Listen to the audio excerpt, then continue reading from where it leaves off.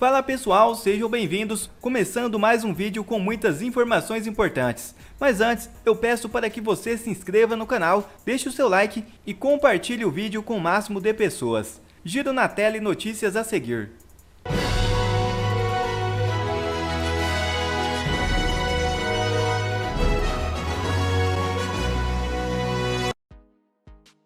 Urgente! PF deverá incluir pastor Silas Malafaia em investigação sobre suposta tentativa de golpe. A Polícia Federal avalia a inclusão do pastor Silas Malafaia como um dos investigados no inquérito que apura uma possível trama golpista, envolvendo o ex-presidente Jair Bolsonaro e membros do seu governo, juntamente com militares. Investigadores acreditam que o pastor pode ter tentado obstruir as investigações sobre a suposta tentativa de golpe de Estado, financiando o ato na Avenida Paulista e propagando falsidades, visando incitar a população contra as averiguações de uma organização criminosa envolvida no planejamento de um golpe. Ainda segundo a Polícia Federal, Malafaia teria supostamente incentivado ataques contra membros do Judiciário, com base em premissas falsas. Em pronunciamento, o pastor criticou a Justiça Eleitoral por favorecimento a Lula em detrimento de Bolsonaro nas eleições de 2022, questionando a parcialidade de figuras como Alexandre de Moraes do STF e o presidente da Corte, ministro Barroso. Malafaia citou Moraes. Alexandre de Moraes disse que a extrema-direita precisa ser combatida na América Latina. Como o ministro do STF tem lado, ele não tem que combater nem extrema-direita nem extrema-esquerda. Ele é guardião da Constituição. E sobre Barroso, o presidente do STF, ministro Barroso, disse: nós derrotamos o bolsonarismo. Isso é uma afronta, é uma vergonha. Mas o que disse o pastor Silas Malafaia foi a verdade. Onde é que está a mentira nisso? O pastor se pronunciou nas suas redes sociais. Assista. Povo abençoado do Brasil, o jornalismo canalha, inescrupuloso, parcial, que monta a narrativa da Globo News. Que vergonha! Vem dizer que Bolsonaro terceirizou para mim ataques ao STF. Que narrativa bandida! É o fundo do poço de uma imprensa cretina. Ainda teve uma jornalista do Globo, Bela Megali, fazendo como se fosse advogada do ministro, querendo justificar narrativas dele. Pois bem, eu vou fazer um desafio a quem quer que seja, até os ministros do STF, como a Globo News. Eu desafio quem vai provar que eu menti, caluniei, ataquei o STF com injúrias.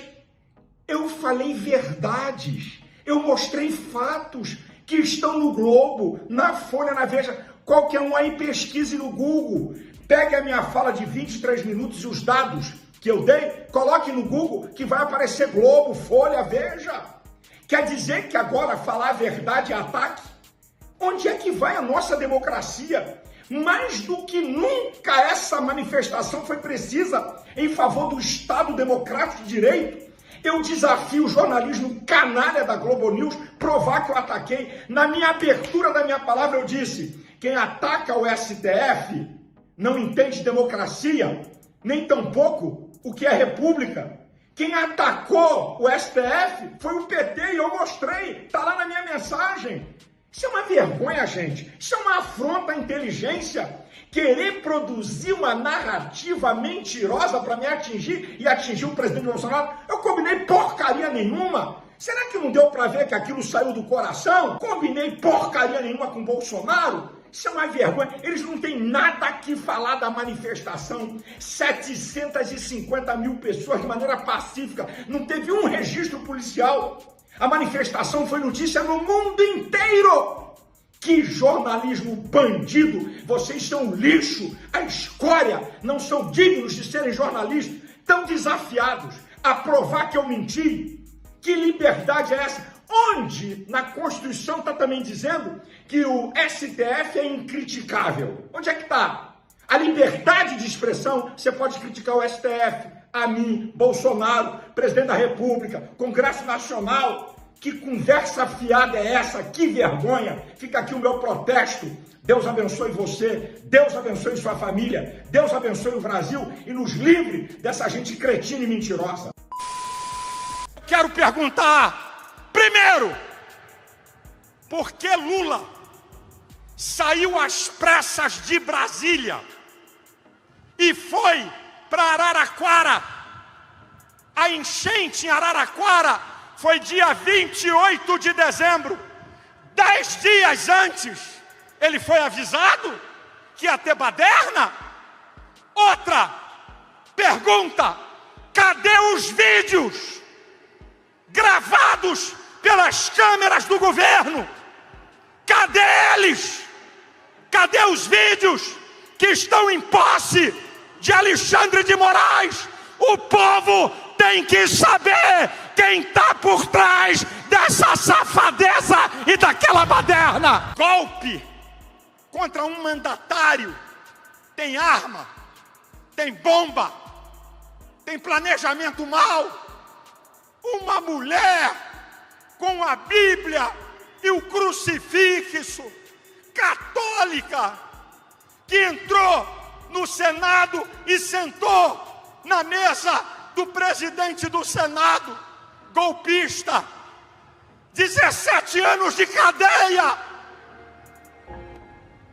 O Clesão, membro da minha igreja, trabalhador, foi ver a baderna, foi preso, doente. O procurador pediu a liberação dele.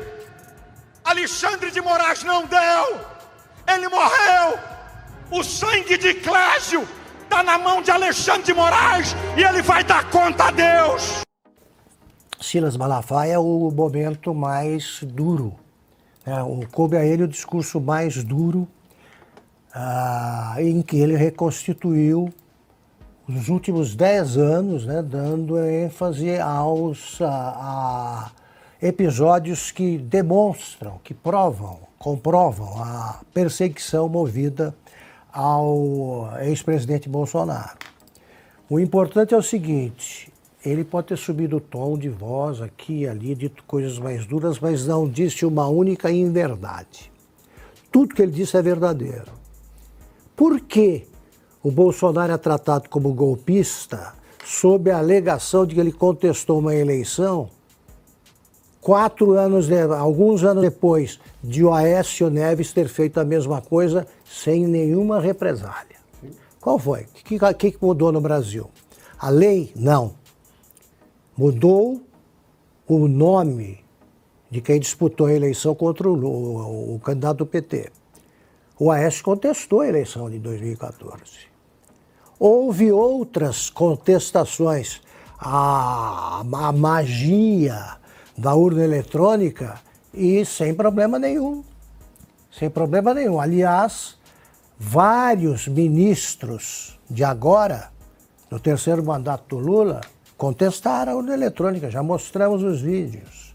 O Bolsonaro foi criticado, eu ia falar disso no Tarcísio, mas aproveito. O Tarcísio foi acusado de ter hospedado um ex-presidente que não foi condenado por nada até agora. Mas existe isso. É a casa do governador, fica no Palácio dos Bandeirantes, Palácios dos Bandeirantes também.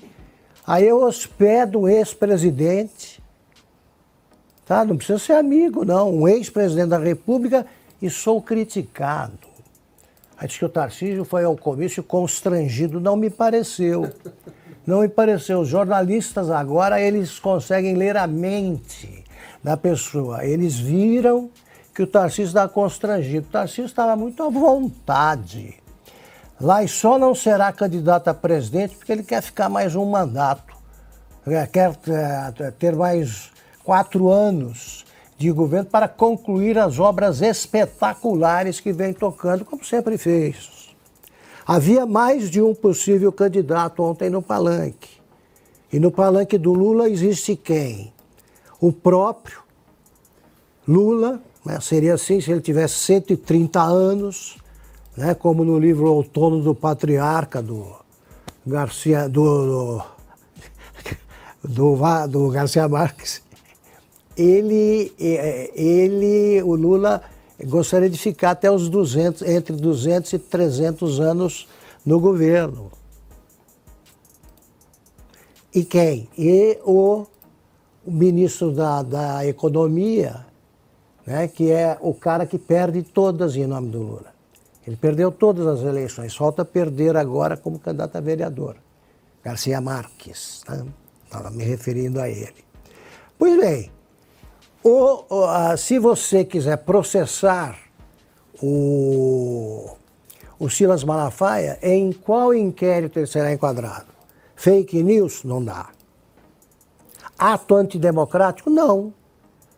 Até agora a Constituição garante o direito de dizer o que você pensa, escolher o seu candidato e criticar o outro.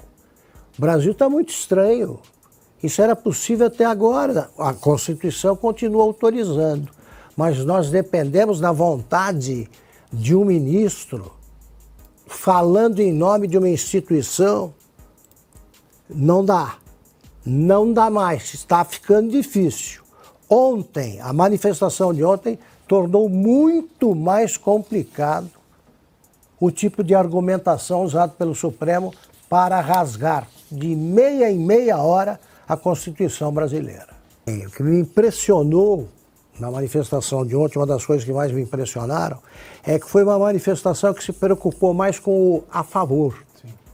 Eles deixaram para lá o contra. Eles são a favor da anistia, a favor do restabelecimento da democracia, a favor da volta do Estado democrático de direito, a favor do fim da perseguição ao Bolsonaro. Isso me impressionou muito. Me impressionou também a serenidade do discurso do Bolsonaro. Ele foi firme e mais sereno. Sim.